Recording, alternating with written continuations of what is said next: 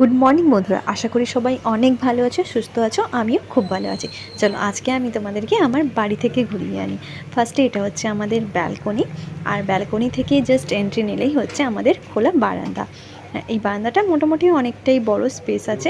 তবে হ্যাঁ, ফার্স্টে একটা কথা বলে রাখি, ঘরটা কিন্তু অনেক অগোছালো, কারণ এখনও আমাদের কাজ চলছে। অলরেডি পেছনে মিস্ত্রিরা কাজ করছে। আর এই গলিটা থেকে ঢুকে গেলেই ফার্স্টে এটা হচ্ছে আমাদের রুম নাম্বার 1। হ্যাঁ, এটা আমাদের ফার্স্ট রুম।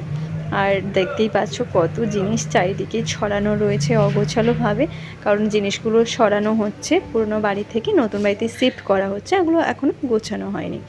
তারপর এখান থেকে বেরিয়ে এলেই আমাদের এটা হচ্ছে ডাইনিং প্লেস। এখানে পুরোটাই জিনিসপত্র দেখতে পাচ্ছ, রান্নার জিনিসপত্র রয়েছে। এটা হচ্ছে রুম নাম্বার 2।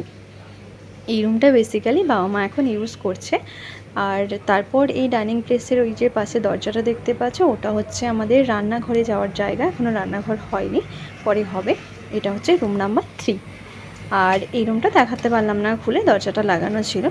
আর এটা হচ্ছে আমাদের ছাদে যাওয়ার সিঁড়ি। সিঁড়িটা হচ্ছে আমাদের ডাইনিং রুমের একদম একটা সাইড থেকে উঠেছে।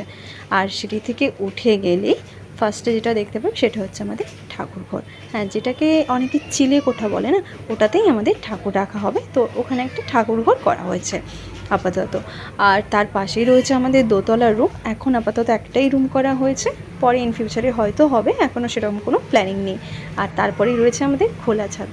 কত সুন্দর দেখতে আমাদের ছাদ থেকে ভিউটা, তাই না? আর ওই যে দূরে দেখতে পাচ্ছ ওই চারপাশের গাছ, আর ওই যে ফিশারি দেখতে পাচ্ছ, ওগুলো সব কিন্তু আমাদের। নারকেল বাগান, আম বাগান, অনেক কিছুই রয়েছে আমাদের। আর চারিদিকটা অনেক গাছপালাতে ভর্তি। আমি যেহেতু একদম গ্রামের মধ্যে থাকি।